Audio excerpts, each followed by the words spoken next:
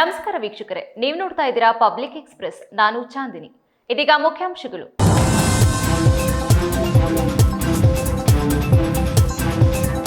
ಇಂದು ರಾಷ್ಟ್ರೀಯ ಹುತಾತ್ಮ ದಿನಾಚರಣೆ. ಹುತಾತ್ಮರ ಕುಟುಂಬಸ್ಥರನ್ನ ಕಾರ್ಯಕ್ರಮಕ್ಕೆ ಆಹ್ವಾನಿಸದೇ ಇರುವುದು ಎಷ್ಟರ ಮಟ್ಟಿಗೆ ಸರಿ? ಅರಣ್ಯ ಇಲಾಖೆ ಸಿಬ್ಬಂದಿಗಳನ್ನ ಪ್ರಶ್ನಿಸಿದ ನ್ಯಾಯಾಧೀಶೆ ಹೇಮಲತಾ. ರಾಜಘಟ್ಟ ಬಳಿ ರೈಲ್ವೆ ಇಲಾಖೆಯ ಲೋಡಿಂಗ್ ಲಾರಿ ಶೀಟ್ ಅಳವಡಿಕೆ ಕಾಮಗಾರಿ. ಸುತ್ತಮುತ್ತಲಿನ 8 ಹಳ್ಳಿಗಳ ಜನರಿಗೆ ಸಂಚಾರ ತೊಂದರೆ. ಸ್ಥಳ ಪರಿಶೀಲನೆ ನಡೆಸಿ ತಕ್ಷಣ ಕಾಮಗಾರಿ ನಿಲ್ಲಿಸುವಂತೆ ಅಧಿಕಾರಿಗಳಿಗೆ ಸೂಚನೆ ನೀಡಿದ ಸಂಸದ ಶ್ರೇಯಸ್ ಪಟೇಲ್. ನುಗ್ಗೇಹಳ್ಳಿ ಆಸ್ಪತ್ರೆಯಲ್ಲಿ ವೈದ್ಯರ ನಿರ್ಲಕ್ಷ್ಯ, ಯುವಕನ ಸಾವು. ಆರೋಪಿಗಳ ವಿರುದ್ಧ ಕ್ರಿಮಿನಲ್ ಕೇಸು ದಾಖಲಿಸಲು ಕುಟುಂಬಸ್ಥರ ಒತ್ತಾಯ. ಮದ್ದೂರಿನಲ್ಲಿ ಗಣಪತಿ ಮೆರವಣಿಗೆಯಲ್ಲಿ ಕಲ್ಲು ತೂರಾಟ. ಯುಎಪಿಎ ಕಾಯ್ದೆಯಡಿ ಕೇಸು ದಾಖಲಿಸಿ ಕ್ರಮ ಕೈಗೊಳ್ಳಿ. ಬಜರಂಗ ದಳದ ರಘು ಆಗ್ರಹ. ಪರಿಸರ ಸಂರಕ್ಷಣೆ ನಮ್ಮೆಲ್ಲರ ಹೊಣೆ. ಇದು ಕೇವಲ ಮಾತಲ್ಲ, ಕಾರ್ಯರೂಪಕ್ಕೆ ತರಬೇಕು ಎಂದು ನ್ಯಾಯಾಧೀಶರಾದ ಹೇಮಲತಾ ಹೇಳಿದರು. ಹಾಸನದ ಅರಣ್ಯ ಭವನದಲ್ಲಿ ನಡೆದ ರಾಷ್ಟ್ರೀಯ ಅರಣ್ಯ ಹುತಾತ್ಮ ದಿನಾಚರಣೆ ಕಾರ್ಯಕ್ರಮದಲ್ಲಿ ಭಾಗವಹಿಸಿ ಹುತಾತ್ಮರಾದವರಿಗೆ ಗೌರವ ಸಲ್ಲಿಸಿ ಮಾತನಾಡಿದ ಗೌರವಾನ್ವಿತ ಪ್ರಧಾನ ಜಿಲ್ಲಾ ಮತ್ತು ಸತ್ರ ನ್ಯಾಯಾಧೀಶರಾದ ಹೇಮಾವತಿ ಅವರು, ಇತ್ತೀಚಿನ ದಿನಗಳಲ್ಲಿ ಸ್ವಂತಕ್ಕಾಗಿ ಅನವಶ್ಯಕವಾಗಿ ಅರಣ್ಯ ನಾಶ ಮಾಡುತ್ತಿರುವುದು ಸರಿಯಲ್ಲ. ನಗರದ ಅಭಿವೃದ್ಧಿ ಹೆಸರಿನಲ್ಲಿ ಅರಣ್ಯ ನಾಶ ಮಾಡುತ್ತಿರುವುದು ಖಂಡನೀಯ ಎಂದ ಅವರು, ಹುತಾತ್ಮರಾದವರ ಕುಟುಂಬದವರನ್ನ ಕಾರ್ಯಕ್ರಮಕ್ಕೆ ಆಹ್ವಾನಿಸದೇ ಇರುವುದು ಎಷ್ಟರ ಮಟ್ಟಿಗೆ ಸರಿ ಎಂದು ಅರಣ್ಯ ಇಲಾಖೆ ಸಿಬ್ಬಂದಿಗಳನ್ನ ಪ್ರಶ್ನಿಸಿದರು. ಜಿಲ್ಲಾಧಿಕಾರಿ ಲತಾಕುಮಾರಿ ಮಾತನಾಡಿ, ಹಾಸನದಲ್ಲಿ ವನ್ಯಜೀವಿಗಳು ಮಾನವ ಸಂಘರ್ಷಕ್ಕೆ ಹಲವಾರು ಸಿಬ್ಬಂದಿಗಳು ಪ್ರಾಣತ್ಯಾಗ ಮಾಡಿದ್ದಾರೆ. ನಮ್ಮ ಜಿಲ್ಲೆಯಲ್ಲಿ ತಳಮಟ್ಟದಲ್ಲಿ ಬರುವ ಅರಣ್ಯ ಇಲಾಖೆ ಸಿಬ್ಬಂದಿಗಳು ಆನೆಗಳ ದಾಳಿಯಿಂದ ಹಲವಾರು ತೊಂದರೆಗಳನ್ನು ಅನುಭವಿಸಿದ್ದಾರೆ ಎಂದ ಅವರು, ಹಿಂದೆ ನಡೆದ ಅಗ್ನಿ ದುರಂತವನ್ನ ನೆನಪಿಸಿಕೊಂಡು ಅವಘಡದಲ್ಲಿ ಸಾವನ್ನಪ್ಪಿದವರ ಕಾರ್ಯವನ್ನ ಶ್ಲಾಘಿಸಿದರು. ಕಾರ್ಯಕ್ರಮದಲ್ಲಿ ಅರಣ್ಯ ಸಂರಕ್ಷಣಾಧಿಕಾರಿ ಯಡುಕೊಂಡಲು ವಿ, ಎಸ್ಪಿ ಮೊಹಮ್ಮದ್ ಸುಜೀತಾ, ಮುಖ್ಯ ಕಾರ್ಯನಿರ್ವಾಹಕ ಅಧಿಕಾರಿ ಬಿಆರ್ ಪೂರ್ಣಿಮಾ, ಹಿರಿಯ ಸಿವಿಲ್ ನ್ಯಾಯಾಧೀಶರಾದ ದ್ರಾಕ್ಷಾಯಿಣಿ ಜಿಕೆ, ಉಪಾರಣ್ಯ ಸಂರಕ್ಷಣಾ ಅಧಿಕಾರಿಗಳಾದ ಸಹನ್ ಕುಮಾರ್, ಕಾವ್ಯಶ್ರೀ ಎಚ್, ಸೌರಭ್ ಕುಮಾರ್, ಸಹಾಯಕ ಅರಣ್ಯ ಸಂರಕ್ಷಣಾಧಿಕಾರಿ ಮೋಹನ್, ವಲಯ ಅರಣ್ಯಾಧಿಕಾರಿ ಲಷ್ಕರ್ ನಾಯ್ಕ ಟಿ ಚೌಹಾಣ್ ಹಾಗೂ ಹಾಸನ ಜಿಲ್ಲೆಯ ಎಲ್ಲ ಅರಣ್ಯಾಧಿಕಾರಿಗಳು ಮತ್ತು ಸಿಬ್ಬಂದಿ ವರ್ಗದವರು ಹಾಜರಿದ್ದರು. ಟ್ರ್ಯಾಕ್ ಮಾಡಿದಂಥ ಸ್ಥಳದಲ್ಲಿ ನೇಗೌಡ ಅವ್ರ ಮೇಲೆ ದಾಳಿ ನಡೆಸಿ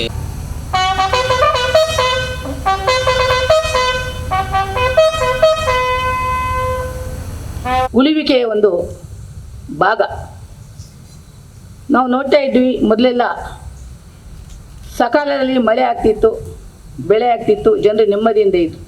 ಈಗ ನಾವು ಯಾವಾಗ ಅರಣ್ಯಗಳನ್ನು ಕಡಿದು ನಮ್ಮ ಅನುಕೂಲಕ್ಕೆ ತಕ್ಕಂತೆ ನಮ್ಮ ವೈಯಕ್ತಿಕವಾಗಿ ನಾವು ಕಡಿದು ಅದನ್ನು ಹಾಳು ಮಾಡ್ತಾ ಇದ್ದೀವ. ಹಾಗಾಗಿ ವನ್ಯಜೀವಿಗಳಿಗೂ ಕೂಡ ಅದರಿಂದ ಸಂಕಷ್ಟ ಬಂದಿದೆ. ಕಾಡು ಬಿಟ್ಟು ನಾಡು ಅಲೆಯುವಂಥ ಪರಿಸ್ಥಿತಿಯನ್ನು ನಾವೇ ಮಾಡಿದ್ದೀವಿ. ದೇಶದ ಅಭಿವೃದ್ಧಿ ವಿಚಾರದಲ್ಲಿ ನಾವು ಅದನ್ನು ಮಾಡಿದರೂ ಕೂಡ ಕೆಲವೊಂದು ಕಡೆ ಅದರಲ್ಲಿ ವೈಯಕ್ತಿಕ ವಿಚಾರಗಳು ಕೂಡ ತುಂಬಿರುವುದರಿಂದ ಇವತ್ತು ಪ್ರತಿಯೊಬ್ಬ ಮನುಷ್ಯನೂ ಕೂಡ ತಮ್ಮ ಉಳಿವಿಕೆಯ ಬಗ್ಗೆ ತುಂಬ ಒಂದು ಕಾಳಜಿ ವಹಿಸುವಷ್ಟ ಮಟ್ಟಕ್ಕೆ ನಾವು ಬಂದಿದ್ದೀವಿ. ಈ ಒಂದು ಅರಣ್ಯ ಸಂರಕ್ಷಣೆ ಮತ್ತು ವನ್ಯಜೀವಿಗಳ ಸಂರಕ್ಷಣೆ ಸಮಯದಲ್ಲಿ ತಮ್ಮ ಜೀವದ ಹಂಗು ತೊರೆದು ಕರ್ತವ್ಯ ನಿರ್ವಹಿಸಿ ತಮ್ಮ ಕುಟುಂಬದವರ ಬಗ್ಗೆಯೂ ಕೂಡ ಯೋಚಿಸದೆ, ಇದು ನನ್ನ ಕರ್ತವ್ಯ, ನಾನು ಕರ್ತವ್ಯಕ್ಕೆ ಬಂದಿದ್ದೀನಿ, ಇದು ನನ್ನ ಕರ್ತವ್ಯ ಅಂತ ತಮ್ಮ ಪ್ರಾಣವನ್ನು ತ್ಯಾಗ ಮಾಡಿದ ಎಷ್ಟೋ ಜನ ಅಧಿಕಾರಿಗಳು ಸಿಬ್ಬಂದಿಗಳನ್ನು ನೆನೆಯುವಂಥ ಒಂದು ಈ ದಿವಸ.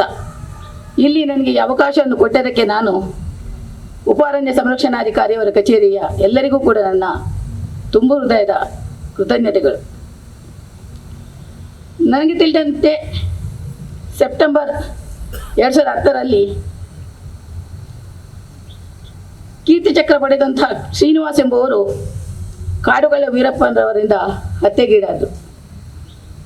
ಬಹುಶಃ ಆ ನಂತರದಲ್ಲಿ ಅರಣ್ಯ ಇಲಾಖೆಯಲ್ಲಿ ಕೆಲಸ ಮಾಡುವಂಥ ಪ್ರತಿಯೊಬ್ಬ ಅಧಿಕಾರಿಗಳು ಮತ್ತು ಸಿಬ್ಬಂದಿಗಳು ಎಷ್ಟು ಕಷ್ಟಪಡುತ್ತಿದ್ದಾರೆ ಅನ್ನೋದು ಜನತೆ ಗೊತ್ತಾಗಿರ್ಬೇಕಂತೇಳಿ ನಾನು ಯೋಚನೆ ಮಾಡ್ತೀನಿ. ಈಗ ಕೇಳಿದೆ ವೆಂಕಟೇಶ್ ಅವರು, ಅನ್ನೇಗೌಡ, ಸುಂದರೇಶ್, ಇನ್ನೊಬ್ಬರು ಹೇಳಿ ಮರೆತು ಬಿಟ್ಟೆ.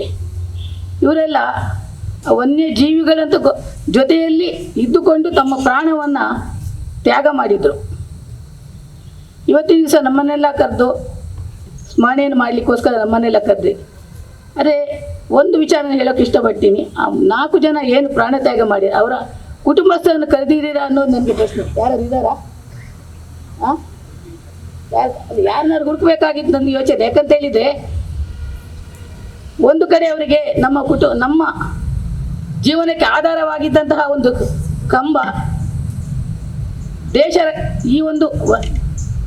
ದೇಶದ ಸಂಪತ್ತನ್ನು ರಕ್ಷಿಸುವಲ್ಲಿ ಅರಣ್ಯ ಸಂಪತ್ತು ಅತಿ ಮುಖ್ಯವಾದದ್ದು. ಜೀವ ಕಳ್ಕೊಂಡಾಗ ಅವರಿಗೆ ಒಂದು ಕಡೆ ನೋವಿನಲ್ಲೂ ಸಂತೋಷ ಇದೆ, ಇನ್ನೊಂದು ಕಡೆ ಮುಂದೆ ಏನಪ್ಪ ಅನ್ನೋ ಪ್ರಶ್ನೆ ಬಂದಾಗ ತುಂಬ ನೊಂದಿರ್ತಾರೆ. ನಾವು ಅಂಥ ಒಂದು ಕುಟುಂಬದವರಿಗೆ ಸ್ವಲ್ಪ ದಿವಸ ಅವರ ಬಗ್ಗೆ ಸಮಾಧಾನ ಹೇಳಿ ಇದು ಮಾಡ್ಬೋದು, ಮತ್ತು ಮಾಮೂಲಿಯಾಗಿ ನಡ್ಕೊಂಡು ಹೋಗ್ತೇವೆ.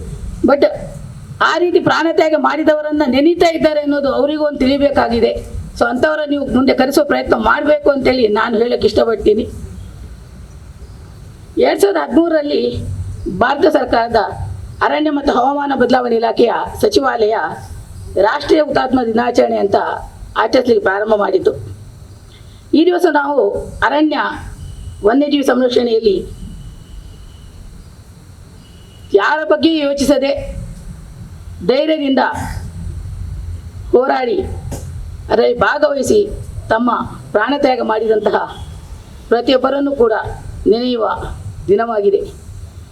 ಈ ದಿವಸ ಇತ್ತೀಚಿನ ದಿನಗಳಲ್ಲಿ ಅರಣ್ಯವನ್ನು ನಾಶ ಮಾಡೋದು, ಅರಣ್ಯವನ್ನು ಒತ್ತುವರಿ ಮಾಡಿಕೊಂಡು ತಮ್ಮ ಅಕ್ರಮ ಚಟುವಟಿಕೆಗಳಿಗೆ ಬಳಸಿಕೊಳ್ಳುವುದು ತುಂಬ ನಡೀತಾ ಇದೆ. ಹಲವಾರು ಸಂದರ್ಭಗಳಲ್ಲಿ ಅದನ್ನು ತಡೆಯುವ ಪ್ರಯತ್ನ ಮಾಡಿದಾಗ ಆ ಪ್ರಯತ್ನಕ್ಕೆ ಫಲ ಸಿಗೋದಿಲ್ಲ. ಆದರೂ ಕೂಡ ಜನರಿಗೆ ಅರಣ್ಯವನ್ನು ಸಂರಕ್ಷಣೆ ಮಾಡುವುದು ಅದರ ಅವಶ್ಯಕತೆಯ ಒಂದು ತಿಳುವಳಿಕೆ ನೀಡುವ ಕಾರ್ಯಕ್ರಮಗಳು ಈ ಒಂದು ದಿನಾಚರಣೆ ಸಂದರ್ಭದಲ್ಲಿ ಆಗಬೇಕು ಅಂತ ಹೇಳೋಕ್ಕೆ ನಾನು ಇಷ್ಟಪಡ್ತೀನಿ. ಈ ದಿವಸ ನೀವು ನೋವಿನಕರ ಸಂಗತಿ ಅಡಗಿದೆ. ಅಂದರೆ ತಮ್ಮ ಜೀವನದ ಹಂಗನ್ನೇ ತೊರೆದು ಅರಣ್ಯವನ್ನು ಸಂರಕ್ಷಿಸಲಿಕ್ಕೆ ಹೋರಾಡಿರುವ ರೀತಿ ತುಂಬ ಮನ ಮುಟ್ಟುತ್ತೆ ಮತ್ತು ಮನಸ್ಸಿಗೆ ನೋವು ಸಹ ಆಗುತ್ತೆ. ಅಂದರೆ ಅದರ ಜೊತೆಯಲ್ಲಿ ಅವರ ಬಗ್ಗೆ ಹೆಮ್ಮೆನೂ ಸಹ ಆಗುತ್ತೆ. ಸೊ ನಮ್ಮ ಅರಣ್ಯ ಇವತ್ತು ನಾವಿದ್ದೀವಿ ಅಂದರೆ, ನಾನು ಚರ್ಚೆ ಮಾಡುವಾಗ ನೋಡಿದ್ವಿ, ನಮ್ಮ ಹಾಸನದಲ್ಲಿ ಉಳಿದಿರೋದು ಕೇವಲ 12% ಎಲ್ಲ ಭೂಭಾಗ ಪ್ರದೇಶಕ್ಕೆ ಹೋಲಿಸಿದಲ್ಲಿ. ಸೊ ಅಂತಹ ಅಮೂಲ್ಯವಾದ ನಮ್ಮ ರಾಷ್ಟ್ರೀಯ ಸಂಪತ್ತು ಅರಣ್ಯ. ನಮ್ಮ ಪರಿಸರವನ್ನು ಸಮತೋಲನವಾಗಿ ಇಡಬೇಕು ಅಂದರೆ ಅರಣ್ಯಗಳು ಅನಿವಾರ್ಯ. ಅರಣ್ಯ ಇರಲಿಲ್ಲ ಅಂದರೆ ಬಹುಶಃ ನಮ್ಮ ಮನುಷ್ಯರ ಜೀವನವೇ ಇರೋಲ್ಲ.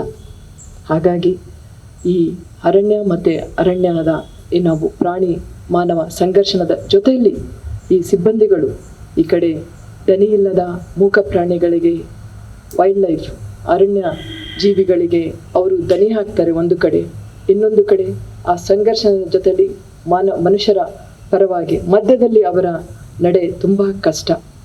ಅದರಲ್ಲೂ ಈ ಕೆಳ ಸಿಬ್ಬಂದಿಗಳು, ಈ ವಾಚರ್ಸ್ ಈ ಸಿಬ್ಬಂದಿಗಳು ಕೆಳಸ್ತರದಲ್ಲಿ ಇದ್ದಾರೆ.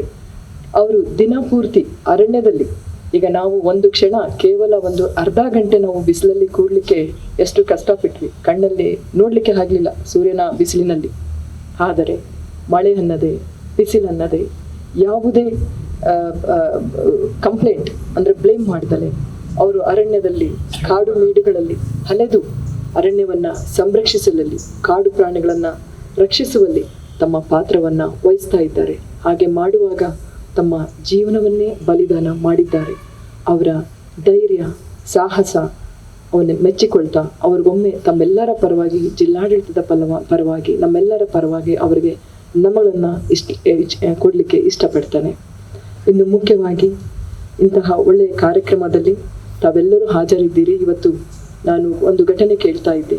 ಒಂದು ಅಗ್ನಿ ಆಕಸ್ಮಿಕ, ಅಂದರೆ ಆಕಸ್ಮಿಕ ಅಲ್ಲ, ಅದು ಅರಣ್ಯದಲ್ಲಿ ಕಾಳ್ಗಿಚ್ಚು ಮತ್ತು ಅಗ್ನಿ ಘಟನೆಗಳು ನಡೆದಾಗ, ಬೆಂಕಿ ಅನಾಹುತಗಳು ನಡೆದಾಗ ಯಾವ ರೀತಿ ಒಬ್ಬ ಸಿಬ್ಬಂದಿಗಳು ತಮ್ಮ ಜೀವನವನ್ನೇ ಪಣ ತೊಟ್ಟು ಅಲ್ಲಿ ತಮ್ಮ ತ್ಯಾಗವನ್ನು ಮಾಡ್ತಾರೆ ಅಂತ ಹೇಳಿ.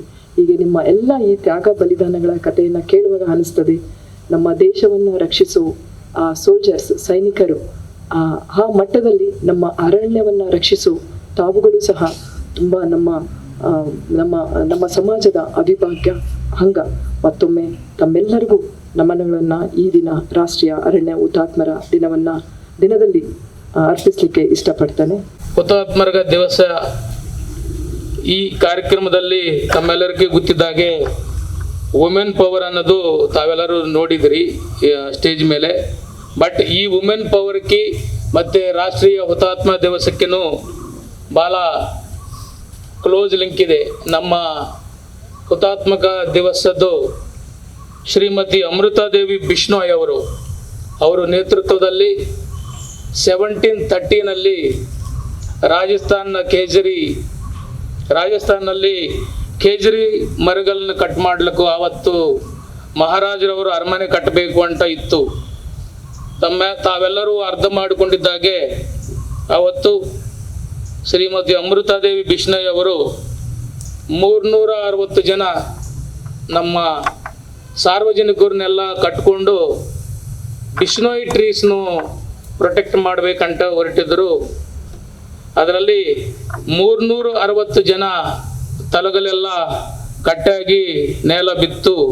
ಅವ್ರು ಹೇಳ್ತಾ ಇದ್ರು, ಬಿಫೋರ್ ಹರ್ ಡೆತ್ ನಮ್ಮ ನೇಲ ಕೊರಗಿದ ಏನು ಈ ತಲ ಇದೆಯೋ ಆ ತಲ ಇಲ್ಲಿ ನೇಲ ಕೊರಗಿದ ಯಾವುದೋ ನೇಲಕ್ಕೆ ಇಳಿದಿದ ಅಥವಾ ಕಟ್ ಮಾಡಲಾದ ಈ ಕೇಸರಿ ಟ್ರೀ ಬೆಲೆಗಿಂತನೂ ಕಡಿಮೆನೆ ಅಂತ ಹೇಳಿ ಆವತ್ತು ಅವರು ಹುತಾತ್ಮರಾದರು.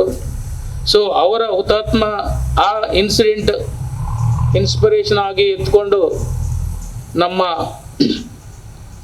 ಭಾರತ ಸರ್ಕಾರ ಆ ದಿವಸನೂ ಹುತಾತ್ಮರ ದಿವಸ ಅಂತ ಮಾಡಿ ಅದೇ ರೀತಿಯಲ್ಲಿ ತ್ಯಾಗ ಬಲಿದಾನ ಮಾಡಿ ಅರಣ್ಯ ರಕ್ಷಣಾ, ವನ್ಯಜೀವಿ ರಕ್ಷಣಾ ಮತ್ತು ಜೈವಿಕ ವೈವಿಧ್ಯ ರಕ್ಷಣೆಯಲ್ಲಿ ಯಾರ್ಯಾರು ತೊಡಗಿದರು ಮತ್ತು ತಾವೆಲ್ಲರೂ ನೋಡಿದ್ರಿ.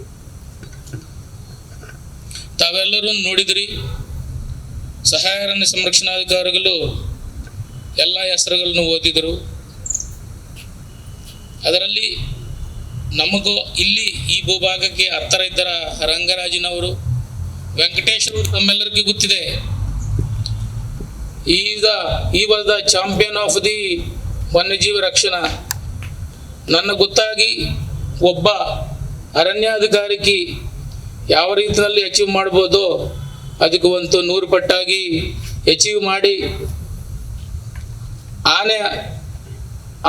ಆನೆ ಸೆರೆ ಹಿಡಿದಿನಲ್ಲಿ ವನ್ಯಜೀವಿ ರಕ್ಷಣೆಯಲ್ಲಿ ಅವರು ಈ went almost 15 states for the ಎಲಿಫೆಂಟ್ಸ್ನು ಡಾಟಿಂಗ್ ಮಾಡೋದಲ್ಲಿ ತಮ್ಮೆಲ್ಲರಿಗೂ ಗೊತ್ತಿದೆ. ತಾವೆಲ್ಲರೂ ಹತ್ತಿರದಿಂದ ನೋಡಿದ್ರಿ. ಅವರೂ ಇಲ್ಲಿ ಅದೇ ಕಾರ್ಯಾಚರಣೆಯಲ್ಲಿ ಮೃತಪಟ್ಟದ್ದು ನಾವೆಲ್ಲ ನೋಡಿದ್ವಿ. ಸುಂದರೇಶ್ ಅವ್ರದ್ದು ಬಲಿದಾನ ತಾವು ನೋಡಿದ್ರಿ. ಅನ್ನೇಗೌಡ ಅವ್ರದ್ದು ಬಲಿದಾನನೂ ತಾವೆಲ್ಲರೂ ನೋಡಿದ್ರಿ. ಇದಲ್ಲದೇ ಮೇಡಮ್ ಅವರನ್ನು ಮೆನ್ಷನ್ ಮಾಡಿದರು. ಪಿ ಶ್ರೀನಿವಾಸ್ ಅವರು ಏನು ಸುಪ್ರೀಂ ಸ್ಯಾಕ್ರಿಫೈಸ್ ಇದೆಯೋ 2013 ಗಂಟೆ ಮುಂಚೆ ನಾವು ಕೀರ್ತಿ ಚಕ್ರ ಪಿ ಶ್ರೀನಿವಾಸ್ ಅವರ ಹುತಾತ್ಮಕ ದಿವಸನ ನಾವು ಕರ್ನಾಟಕ ಫಾರೆಸ್ಟ್ ಮಾರ್ಚರ್ಸ್ ಡೇ ಅಂತ ನಾವು ಸೆಲೆಬ್ರೇಟ್ ಮಾಡ್ತಾ ಇದ್ದೀವಿ. ಬಿಫೋರ್ 2013ವರೆಗೆ ತಮ್ಮೆಲ್ಲರಿಗೂ ಗೊತ್ತಿದ್ದಾಗೆ ಪಿ ಶ್ರೀನಿವಾಸ್ ಅವರು ಹೋಗಲಿಕ್ಕೆ ಅವಶ್ಯಕತೆ ಇಲ್ಲ. ನಾವು ನಿಜವಾಗ್ಲೂ ಹೇಳಬೇಕಂದ್ರೆ he was the Abhimanyu of the Karnataka forest department ಎಲ್ಲ ತಾವೆಲ್ಲರೂ ಹೆಸರಿಟ್ಟಿದ್ರಿ. ಹೋರಾಟ ಮಾಡಿ ಅವರು ವೀರಪ್ಪನವರ ಇದರಲ್ಲಿ ಅವರ ಚಕ್ರವ್ಯೂಹದಲ್ಲಿ ಡೆತ್ ಆಗೋದು ತಾವೆಲ್ಲರೂ ನೋಡಿದ್ರಿ. ಅದೇ ಮಾದರಿ ಮಣಿಕಂದನ್ ಸಾಹೇಬರು 2000 17ನಲ್ಲಿ ಅಂತ ಕಾಣಿಸ್ತಾ ಇದೆ. 17 ಮಾರ್ಚ್ 3 ಯಾವಾಗ ನಮ್ಮ ರಾಷ್ಟ್ರೀಯ ವನ್ಯಜೀವಿ ದಿವಸ ಇದೆಯೋ ಅದೇ ದಿವಸ ಅವರು ಮೃತಪಟ್ಟಿದ್ರು. ಅವರು ರಾಷ್ಟ್ರೀಯ ವನ್ಯಜೀವಿ ದಿವಸನಲ್ಲಿ ಇವರಾಗಬೇಕಾಯಿತು, ಚೀಫ್ ಗೆಸ್ಟ್ ಆಗಿ ಬರಬೇಕಾಯಿತು ಮೈಸೂರಿಗೆ. ಬಟ್ ಅವ್ರಿಗೆ ಕರ್ತವ್ಯ ಮುಖ್ಯ, ಫೈರು ಮತ್ತು ವನ್ಯಜೀವಿಗಳ ಸಮಸ್ಯೆದಿಂದ ಅವರು ಮಾರ್ನಿಂಗ್ಗೆ ಅವರು ನಾಗರಹೊಳೆಯಲ್ಲಿ ಇದ್ದರು. ತಮ್ಮೆಲ್ಲರಿಗೆ ಗೊತ್ತಿದ್ದ ಹಾಗೆ ಆನೆ ತುಳಿದು ಅವರು ಡೆತ್ ಆಗಿದ್ದು, ಅವರು HD ಕೋಟಾದಲ್ಲಿ ಹಾಸ್ಪಿಟಲ್ನಲ್ಲಿದ್ದ ಟೈಮ್ನಲ್ಲಿ ನಾನು ಮೈಸೂರು ವೈಲ್ಡ್ ಲೈಫ್ DF ಆಗಿದ್ದೀನಿ. I was the one of the first officer to reach ಅವರ ಡೆಡ್ ಬಾಡಿ. ನೀವು ನೋಡಿದ್ರೆ ಅಂದರೆ ಶಡ್ ಇರಲಿಲ್ಲ, ಎಲ್ಲ ದೊಡ್ಡ ಹೆಜ್ಜೆ ಇತ್ತು ಮಿಡಲ್ ಚೆಸ್ಟ್ನಲ್ಲಿ. ಈ ರೀತಿಯಲ್ಲಿ ಸಾಕಷ್ಟು ಬಲಿದಾನ ಆಗಿದ್ರು. ಬಟ್ ಬಲಿದಾನ ಆಗಿಲ್ಲದೇ ಸಾಕಷ್ಟು ಸುಪ್ರೀಂ ಸ್ಯಾಕ್ರಿಫೈಸು ತಾವು ಮಾಡ್ತಾ ಇದ್ದೀರಿ ಅರಣ್ಯ ರಕ್ಷಣೆಯಲ್ಲಿ, ವನ್ಯಜೀವಿ ರಕ್ಷಣೆಯಲ್ಲಿ.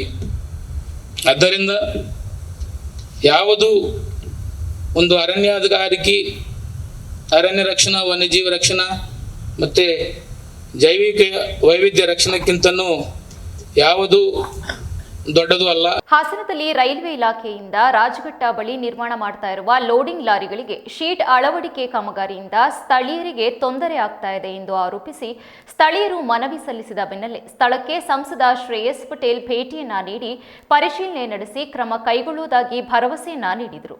ರೈಲ್ವೆ ಇಲಾಖೆಯಿಂದ ರಾಜಘಟ್ಟ ಬಳಿ ನಿರ್ಮಾಣ ಮಾಡುತ್ತಿರುವ ಲೋಡಿಂಗ್ ಲಾರಿಗಳಿಗೆ ಶೀಟ್ ಅಳವಡಿಕೆ ಕಾಮಗಾರಿಯಿಂದ ಸ್ಥಳೀಯರಿಗೆ ತೊಂದರೆಯಾಗುತ್ತಿದೆ ಎಂದು ಆರೋಪಿಸಿ ಸ್ಥಳೀಯರು ಮನವಿ ನಡೆಸಿದ ಬೆನ್ನಲ್ಲೇ ಸ್ಥಳಕ್ಕೆ ಸಂಸದ ಶ್ರೇಯಸ್ ಪಟೇಲ್ ಭೇಟಿ ನೀಡಿ ಪರಿಶೀಲನೆ ನಡೆಸಿ ಕ್ರಮ ಕೈಗೊಳ್ಳುವುದಾಗಿ ಭರವಸೆ ನೀಡಿದರು. ರೈಲ್ವೆ ಇಲಾಖೆಯ ಕಾಮಗಾರಿಯಿಂದ ಸುತ್ತಮುತ್ತಲ 8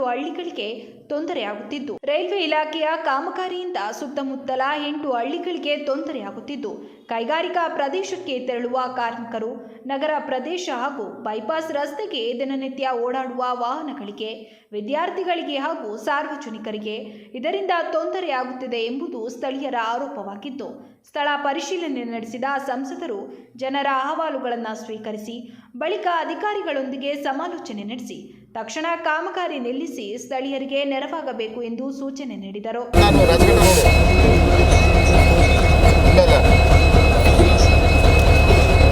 ನಮಸ್ಕಾರ ಸರ್, ನಾವು ಹುಟ್ಟಿಗಿಂತ ಮುಂಚೆ ಹುಟ್ಟಿದ ಮೇಲೂ ಇದೆ ರೋಡ್, ಇದೊಂದೇ ರೋಡ್ ಬಿಟ್ಟು ನಾವು ರೋಡ್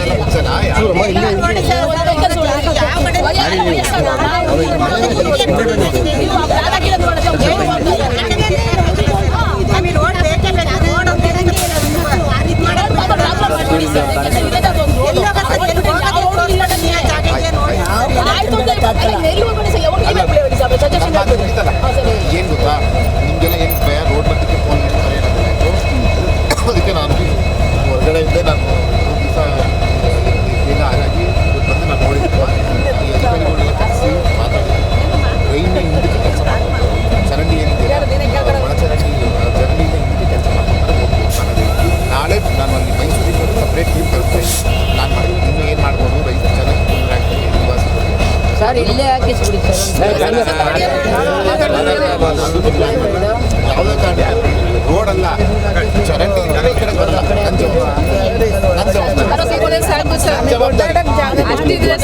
ಮತ್ತೆ ಆದಷ್ಟು ಆಚೆಗೆ ಗೂಡ್ಸ್ ಲೋಡ್ ಮಾಡೋದು ಮಾಡಿದ್ರೆ ಇನ್ನೂ ಬೆಸ್ಟ್.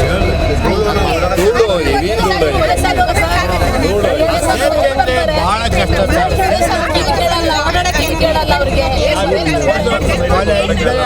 3-4 ಜನ ಕಾಲು ಕಳ್ಕೊಂಡವ್ರೆ.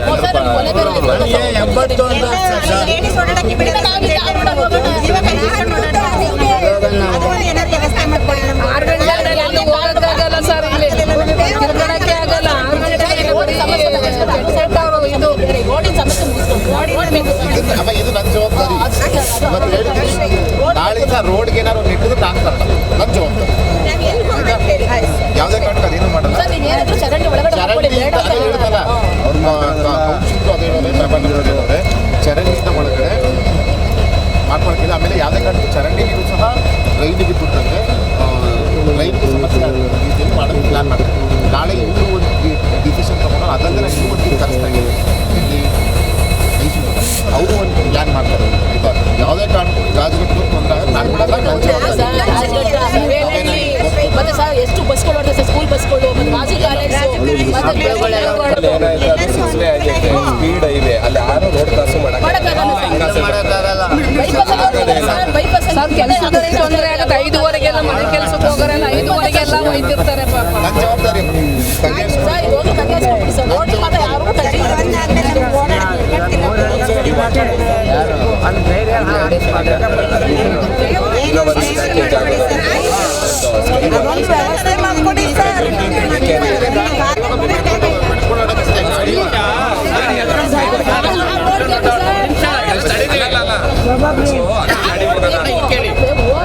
ಓಡಾಡಕ್ಕೆ ಇಲ್ಲಿಗೆ ಹತ್ರ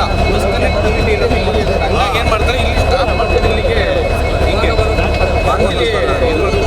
ಕೆಳಗಡೆ ಬರ್ತಾರೆ. 4 ಜನ ಅಂದ್ರೆ 4-5 ಜನ ಕಾಲು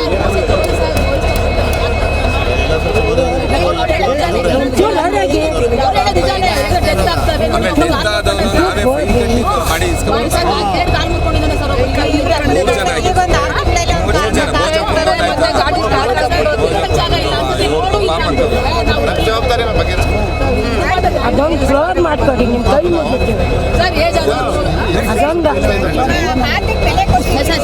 ಪ್ರಪೋಸಲ್ ಮುಂಚೆ ಲೇಔಟ್ ಮಾಡಿಕೊಟ್ರೆ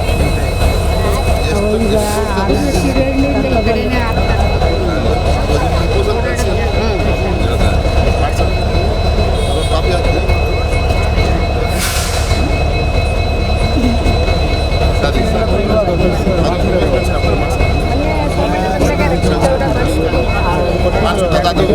ಮತ್ತೆ ರಿಕ್ವೆಸ್ಟ್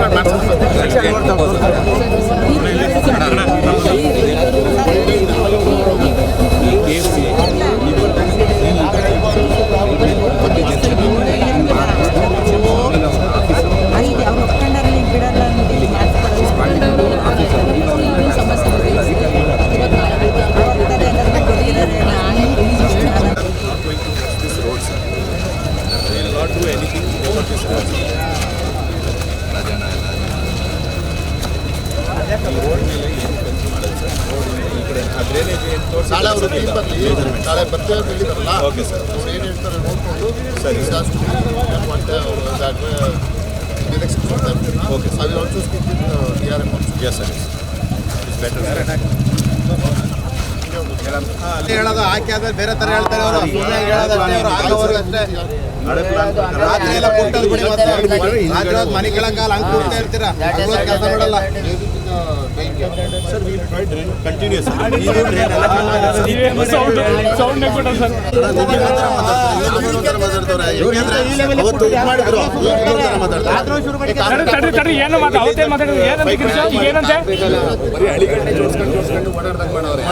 ಅಲ್ಲ ನೋಡಿ, ಕಬ್ಬಳದವ್ರು ಈಗ ತೆಗ್ದಿರೋದವರು ಇಲ್ಲಿ ಇಷ್ಟು ಇಲ್ಲ ಗಾಡಿ ಹೆಂಗಿದೆಲ್ಲ ಸರ್. ಗಾಡಿ ಅಂದ್ರೆ ರೋಡಿಗೆ ಬರ್ತಾನೆ. ಗಾಡಿ ಅಂದ್ರೆ ಸರ್, ಇದು ನಮಗೆ ತುಂಬ ವರ್ಷಗಳಿಂದ ಸಮಸ್ಯೆ ರೈಲ್ವೆ ಅವ್ರದ್ದು ಇದ್ದಿದ್ದೇನೆ. ರೈಲ್ವೆ ಅವ್ರದ್ದು ತುಂಬ ವರ್ಷಗಳಿಂದ ಸಮಸ್ಯೆ ಇದ್ದಿದ್ದೆ. ಆದರೆ ಈಗ ಕಳೆದ ಒಂದು ವಾರದಿಂದ ರಸ್ತೆನ ಅಡ್ಡಲಾಗಿ ನಾವು ಪಿಲ್ಲರ್ ಹಾಕ್ತೀವಿ ರೂಫಿಂಗ್ ಶೀಟಿಗೋಸ್ಕರ ಅಂತ ಹೇಳ್ಬಿಟ್ಟು ನಾವು ಎಷ್ಟೇ ಮನವಿ ಮಾಡಿದ್ರು ಕೂಡ ರೈಲ್ವೆ ಅವರು ಎಷ್ಟೇ ಮನವಿ ಮಾಡಿದ್ರು ಕೂಡ ಅವರು ಒಪ್ಪದೇನೆ ಮತ್ತೆ ಕಾಮಗಾರಿ ಆರಂಭ ಮಾಡೋಕ್ಕೆ ಬಂದಿದ್ದರು. ಅದಕ್ಕೆ ಮಾನ್ಯ MP ಸಾಹೇಬರಿಗೆ ನಾವು ವಿಷಯ ತಿಳಿಸಿದಾಗ ಅವರೇ ಸ್ಥಳಕ್ಕೆ ಆಗಮಿಸಿ ಮೈಸೂರಿನ DRM ಜೊತೆನೂ ಮಾತಾಡಿದ್ದಾರೆ. ನಾಳೆ ವಿಶೇಷ ತಂಡನ ಕರೆಸಿ ನಮಗೆಲ್ಲರಿಗೂ ಅನುಕೂಲ ಆಗೋ ರೀತಿ ಮಾಡ್ತೀವಿ ಎಂದಿದ್ದಾರೆ.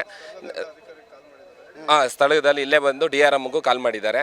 ಇದೇನಾದರೂ ಹೀಗೆ ಮುಂದುವರೆದು ಏನಾದರೂ ಕಾಮಗಾರಿ ಆರಂಭ ಆದರೆ ಮಾತ್ರ ನಾವೆಲ್ಲ ಬಡಾವಣೆ ನಿವಾಸಿಗಳು 7-8 ಹಳ್ಳಿಗಳ ನಿವಾಸಿಗಳು ಕೂಡ ಉಗ್ರ ಹೋರಾಟವನ್ನೇ ಮಾಡಬೇಕಾಗುತ್ತೆ. ಮತ್ತು ಇಲ್ಲಿ ಯಾವುದೇ ಗೂಡ್ ಶೆಡ್ ಲಾರಿಗಳದ್ದು ಸರಕು ಸಾಗಣೆಗಳನ್ನು ಆಗ್ದಂಗೆ ನಮ್ಮ ರಸ್ತೆ ತಡೆ ಮಾಡಿ ಲಾರಿಗಳನ್ನೆಲ್ಲ ಇಲ್ಲೇ ನಿಲ್ಲಿಸಬೇಕಾಗುತ್ತೆ. ಇವತ್ತು ನಮ್ಮ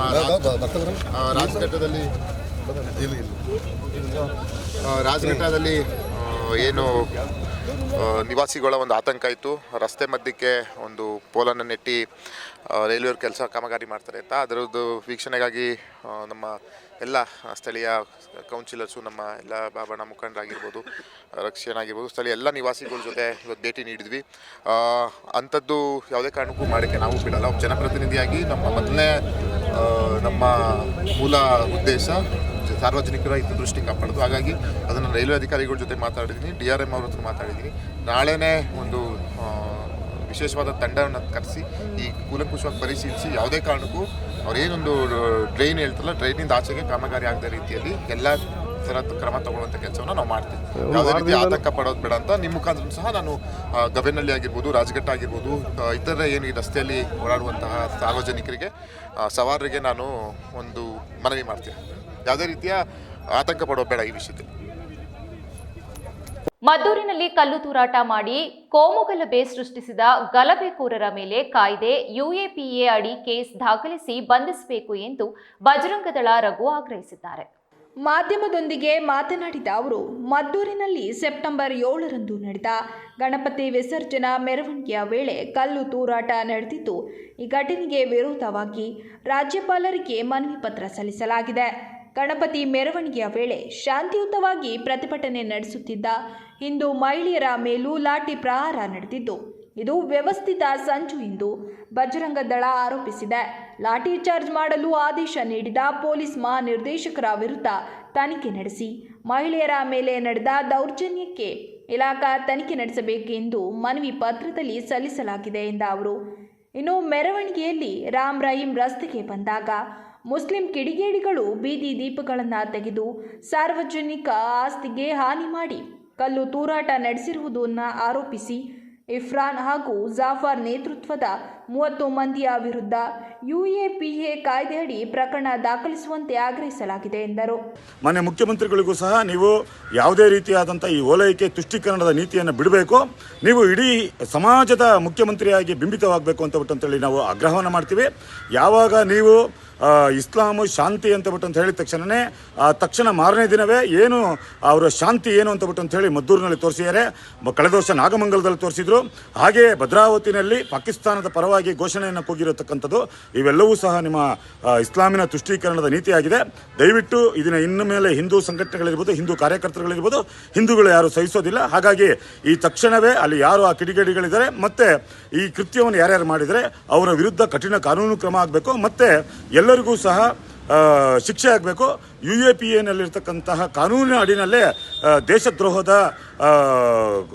ಕೇಸನ್ನು ದಾಖಲಿಸಬೇಕು ಅಂತೇಳಿ ನಾವಿವತ್ತು ರಾಜ್ಯಪಾಲರಿಗೆ ಮನವಿಯನ್ನು ಕೊಟ್ಟಿದ್ದೀವಿ. PMAY ಯೋಜನೆಯಲ್ಲಿ ಅವ್ಯವಹಾರ ನಡೆದಿದೆ ಎಂದು ಆರೋಪಿಸಿ ಹಾಸನದಲ್ಲಿಂದು ಆಮ್ ಆದ್ಮಿ ಪಕ್ಷದಿಂದ ಲೋಕಾಯುಕ್ತಕ್ಕೆ ದೂರು ಸಲ್ಲಿಸಲಾಯಿತು.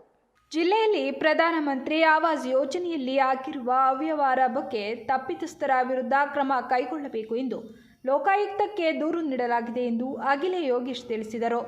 ಬಡವರಿಗೆ ಮನೆ ಒದಗಿಸುವ ಸಲುವಾಗಿ ಕೇಂದ್ರ ಹಾಗೂ ರಾಜ್ಯ ಸರ್ಕಾರಗಳು ಒಂದಷ್ಟು ಅನುದಾನ ನೀಡಿ ಮನೆ ನಿರ್ಮಾಣ ಮಾಡಿಕೊಡಲು ಸೂಚನೆ ನೀಡಿದರೆ ಹಾಸನ ಜಿಲ್ಲೆಯಲ್ಲಿ ಇದನ್ನು ಬಂಡವಾಳವಾಗಿ ಮಾಡಿಕೊಂಡು ಕೋಟ್ಯಾಂತರ ರೂಪಾಯಿ ಹಣವನ್ನು ಲೂಟಿ ಹೊಡೆದಿದ್ದಾರೆ ಎಂದು ಅಧಿಕಾರಿಗಳ ವಿರುದ್ಧ ಕಿಡಿಕಾರಿದರು. ಅವ್ರು ಏನು ಮಾಡೋರೆ ಸರ್? ಆಯ್ತಾ ಏನು ಸರ್? ಅಲ್ಲ ತಪ್ಪಲ್ವಾ ಸರ್ ಇದು? ಈಗ ಅವ್ರ ಗಮನಕ್ಕೆ ಬಂದಿಲ್ಲ ಸರ್. ಈಗ ನಾನು ಎಲ್ಲ ಪಂಚಾಯತಿ ಅಭಿವೃದ್ಧಿ ಅಧಿಕಾರಿಗಳಿಗೂ ಫೋನ್ ಮಾಡಿ ಮಾಹಿತಿ ಸರ್ ನಮಗೆ ಗೊತ್ತೇ ಇಲ್ಲ ಸರ್. ಆಮೇಲೆ ಯಾರ್ದು ಅಕೌಂಟಿಗೆ ದುಡ್ಡು ಹಾಕ್ಯವ್ರೆ ಅವ್ರ ಮನೆಗೆ ಹೋಗ್ಬಿಟ್ಟು ಅವ್ರ ಮೇಲೆ ಪೊಲೀಸ್ ಕಂಪ್ಲೇಂಟ್ ಕೊಡ್ತೀವಿ ಅಂತ ಅವ್ರಿಗೆ ಎದುರಿಸೋದು. ಇವರು ಅವ್ರೇನು ದುಡ್ಡು ಹಾಕು ಅಂದಿದ್ರು ಇವ್ರಿಗೆ ಅಲ್ಲ. ಇದು ನಾನು ಹೇಳೋದು ಇಒಗಳು ಅದೆಷ್ಟು ಧೈರ್ಯ ಸರ್ ಅವರಿಗೆ, ಒಬ್ಬ ಇಷ್ಟು ಈಸಿಯಾಗಿ ಸರ್ಕಾರಿ ಹಣನ ಗೋಲ್ಮಾಲ್ ಮಾಡ್ಬೋದು ಅನ್ನೋದು ಇವ್ರಿಗೆ ಭಯನೇ ಇಲ್ವಾ? ಇದು ರಾಜ್ಯ ಸರ್ಕಾರದ ವೈಫಲ್ಯ ಅಲ್ವಾ? ಇದಕ್ಕೆ ಸಂಬಂಧಪಟ್ಟಂಥ ಹಂಗಂದರೆ ಎಲ್ಲ ಜಿಲ್ಲೆಗಳಲ್ಲೂ ಇದು ನಡೀತಾನೆ ಇರಬೇಕಾದ್ರೆ ನೀವು ಹೇಳಿದ ರೀತಿಲಿ ಮುಖ್ಯ ಕಾರ್ಯನಿರ್ವಹಣಾ ಅಧಿಕಾರಿಗಳಿಗೂ ಗೊತ್ತಿರುತ್ತೆ ಅಲ್ವಾ? ಒಬ್ಬ ಅಕೌಂಟ್ ಆಫೀಸರು ಏನೂ ವೆರಿಫೈ ಮಾಡ್ದಾನೆ ಡೈರೆಕ್ಟಾಗಿ ಅವ್ರ ಅಕೌಂಟಿಗೆ ದುಡ್ಡು ಹಾಕ್ತಾರೆ ಅಂತ ಅಂದರೆ ಆಯಿತಾ, ಅದು ಹಂಗಂದ್ರೆ ಇವ್ರು ಯಾರ್ದು ಯೂನಿಟಾಗಿ ಇವರು ಮಾತುಕತೆ ಮಾಡ್ಕೊಂಡೆಲ್ಲ ಮಾಡ್ತಾರ ಸರ್? ಇದು ಈ ಬಡವರ ಹೊಟ್ಟೆ ಮೇಲೆ ಹೊಡೆದಿರೋ ಅಂಥದ್ದು ಯಾರೋ ಒಂದು ಗ್ರಾಮ ಪಂಚಾಯತಿ ಸದಸ್ಯರು ಇಲ್ಲೇ ಇದ್ದಾರೆ, ಒಂದು ಮನೆ ಬೇಕು ಅಂತ ಎಷ್ಟು ನಲಾಡ್ತಾರೆ ಅಂತ ಅಂದರೆ ಅದು ಹೇಳ್ಬಾರ್ದು ಸರ್. ಅವ್ರಿಗೆಲ್ಲ ಒಂದು ಸೂರಾಗಲಿ ಅಂತ ಈ ಜನರ ತೆರಿಗೆ ಹಣನ ಸರ್ಕಾರ ಒಂದು ತಿಂಗಳಿಂದ ಇದೆಲ್ಲನೂ ಏನು ಸರ್ ಪ್ರತಿ ತಿಂಗಳು ಅದನ್ನು ಪೂರ್ತಿ ನಿಮಗೆ ಲೆಕ್ಕ ಕೊಡ್ತೀನಿ ಸರ್. ಒಂದೊಂದು ಜಿಲ್ಲೆಗೆ ಒಂದೊಂದು ತಾಲೂಕಿಗೆ 2 ಕೋಟಿ ದುಡ್ಡು ಬಂದಿದೆ ಸರ್ ಅನುದಾನ. ಸರ್ ಈಗ ಒಂದು ನಮ್ಮ ಇದು ಹೆಚ್ಚು ಕಮ್ಮಿ ಒಂದು 100 ಕೋಟಿಗಿಂತ ಜಾಸ್ತಿ ದೊಡ್ಡ ಹಗರಣ ಸರ್ ಅಂದಾಜು ಇಡೀ ರಾಜ್ಯದಲ್ಲಿ.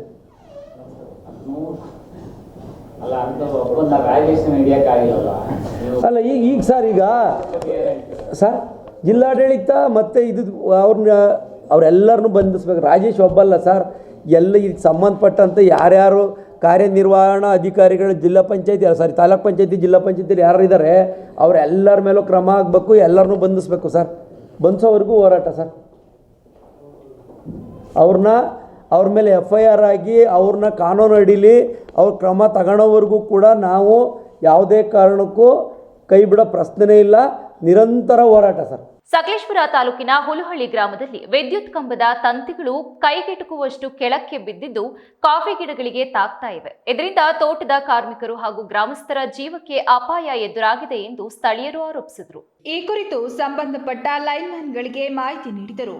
ಅವರು ಮೇಲಧಿಕಾರಿಗಳಿಗೆ ತಿಳಿಸಿ ಎಂದು ಹೇಳಿ ಕ್ರಮ ಕೈಗೊಳ್ಳದೆ ವಿಳಂಬ ಮಾಡುತ್ತಿರುವ ಬಗ್ಗೆ ಸ್ಥಳೀಯರು ಆಕ್ರೋಶ ವ್ಯಕ್ತಪಡಿಸಿದ್ದಾರೆ. ಮಲೆನಾಡು ರಕ್ಷಣಾ ಸೇನೆಯ ತಾಲೂಕು ಅಧ್ಯಕ್ಷ ಮಂಜುದೇವ್ ಹುಲ್ಲಳ್ಳಿಯವರು ಮಾತನಾಡಿ, ಯಾವುದೇ ಅವಘಡ ಸಂಭವಿಸಿದರೂ ನೇರ ಹೊಣೆಗಾರರು ವಿದ್ಯುತ್ ಇಲಾಖೆಯವರೇ. ತಕ್ಷಣ ಕ್ರಮ ಕೈಗೊಂಡು ಸಮಸ್ಯೆಯನ್ನ ಬಗೆಹರಿಸದಿದ್ದರೆ ತೀವ್ರ ಪ್ರತಿಭಟನೆ ನಡೆಸಲಾಗುವುದು ಎಂದು ಎಚ್ಚರಿಸಿದರು. ಅಂತ ಸಂದರ್ಭದಲ್ಲಿ ಯಾರಿಗಾದ್ರೂ ಕೈಗೆ ವೈರ್ ಟಚ್ ಆಗಿ ಏನಾದ್ರೂ ಅವಘಡ ಸಂಭವಿಸಿದ್ರೆ ಇದರ ಹೊಣೆಗಾರಿಕೆ ಯಾರು ಹೊತ್ಕೊಳ್ತೀರಾ ಹೇಳಿ? JE ಅವರು ಇದನ್ನ ಹೊಣೆಗಾರಿಕೆ ಹೊತ್ಕೊಳ್ತೀರಾ ಅಥವಾ AW ಅವರು ಹೊತ್ಕೊಳ್ತೀರಾ? ಹಾಗೇನೆ ನಮ್ಮ ಮೇಲಧಿಕಾರಿಗಳಿಗೆ ವಿಚಾರ ತಲುಪಿಸಿ ಅನ್ನಲ್ಲ, ನಮ್ಮ ಪವರ್ ಮ್ಯಾನ್ ಅವರು ಇದರ ಜವಾಬ್ದಾರಿ ಹೊತ್ಕೊಳ್ತೀರಾ? ಯಾಕೆಂದ್ರೆ ನಾವು ಒಬ್ಬರಿಂದ ಒಬ್ಬರಿಗೆ ಮನವಿ ಪತ್ರ ಕೊಡ್ತಾ ಕೂತ್ರೆ ಆ ಸಮಯದಲ್ಲಿ ಒಂದು ಪ್ರಾಣಹಾನಿ ಅಥವಾ ಅವಘಡ ಆಗೋದು ಖಂಡಿತ. ಯಾಕೆಂದ್ರೆ ಈ ಸಮಯದಲ್ಲಿ ನಮಗೆ ಒಂದು ಮೆಣಸಿಗೆ ಸ್ಪ್ರೇ ಮಾಡೋದಾಗ್ಬೋದು ಅಥವಾ ಕಾಫಿ ಗಿಡದ ಚಿಗುರು ತೆಗೆಯೋದಾಗ್ಬೋದು, ನಿರಂತರವಾಗಿ ಕೆಲಸ ನಡೀತಾ ಇರುತ್ತೆ. ಅಂತ ಸಂದರ್ಭದಲ್ಲಿ ಒಂದು ಪ್ರಾಣಹಾನಿ ಅಥವಾ ಅವಘಡ ಆದ್ರೆ ಯಾರು ಈ ಹೊಣೆನ ಹೊತ್ಕೊಳ್ತೀರಾ? ಯಾವುದೇ ರೀತಿ ಒಂದು ಅವಘಡ ಸಂಭವಿಸೋದಕ್ಕಿಂತ ಮೊದಲು ಇದಕ್ಕೆ ಸಂಬಂಧಪಟ್ಟ KEB ಅಧಿಕಾರಿಗಳು ಸ್ಥಳಕ್ಕೆ ಭೇಟಿ ನೀಡಿ ಆದಷ್ಟು ಬೇಗ ಈ ಸಮಸ್ಯೆನ ಬಗೆಹರಿಸ್ಕೋಬೇಕು ಅಂತ ಹೇಳಿ ನಾವು ಈ ಮುಖಾಂತರ ನಿಮಗೆ ಆಗ್ರಹಿಸ್ತಾ ಇದ್ದೀವಿ. ಅದೇ ರೀತಿಯಾಗಿ ಮುಂದೆ ಯಾವುದೇ ರೀತಿ ಒಂದು ಅವಘಡ ಅಥವಾ ಪ್ರಾಣಹಾನಿ ನಡೆದ್ರೆ ಇದಕ್ಕೆ ನೇರ ಹೊಣೆಗಾರರು ನೀವೇ ಆಗಿರ್ತೀರಾ. ಇದನ್ನ ಈ ಮಲೆನಾಡು ರಕ್ಷಣಾ ಸೇನೆ ನಿಮಗೆ ಈ ವಿಚಾರವಾಗಿ ಎಚ್ಚರಿಕೆ ನೀಡ್ತಾ ಇದೆ. ಆದಷ್ಟು ಬೇಗ ಈ ಸಮಸ್ಯೆನ ಬಗೆಹರಿಸಿಕೊಡಿ. ನಮಸ್ಕಾರ. ಗೃಹಿಣಿ ರೇಖಾ 38 ವರ್ಷ ಅವರನ್ನ ಅವರ ಗಂಡ ರಘು ಚಾಕುವಿನಿಂದ ಇರಿದು ದಾರುಣವಾಗಿ ಹತ್ಯೆಗೈದಿರುವ ಘಟನೆ ಚನ್ನರಾಯಪಟ್ಟಣ ತಾಲೂಕಿನ ಹಿರಿಸಾವೆ ಗ್ರಾಮದಲ್ಲಿ ನಡೆದಿದೆ. ರಘು ಪ್ರತಿನಿತ್ಯ ಮದ್ಯ ಸೇವಿಸಿ ಮನೆಗೆ ಬಂದು ಪತ್ನಿಯೊಂದಿಗೆ ಜಗಳವಾಡ್ತಿದ್ದ. ನಿನ್ನೆ ರಾತ್ರಿ ಮನೆಯಲ್ಲಿದ್ದ 2 ಗಂಡು ಮಕ್ಕಳು ಟ್ಯೂಷನ್ಗೆ ತೆರಳಿದ್ದ ವೇಳೆ ಮದ್ಯದ ಅಮಲಿನಲ್ಲಿ ಮನೆಗೆ ಬಂದ ರಘು ಪತ್ನಿಯೊಂದಿಗೆ ಜಗಳವಾಡಿ ಮನೆಯಿಂದ ಹೊರಗೆ ಎಳೆದು ಚಾಕುವಿನಿಂದ ಎದೆಗೆ ಇರಿದು ಸ್ಥಳದಲ್ಲಿ ಹತ್ಯೆಗೈದಿದ್ದಾನೆ. ಘಟನೆಯ ನಂತರ ಆರೋಪಿ ಸ್ಥಳದಿಂದ ಪರಾರಿಯಾಗಿದ್ದಾನೆ.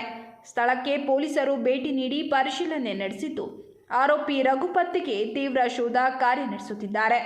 ಈ ಘಟನೆ ಹಿರಿಸಾವೆ ಪೊಲೀಸ್ ಠಾಣೆ ವ್ಯಾಪ್ತಿಯಲ್ಲಿ ನಡೆದಿದೆ.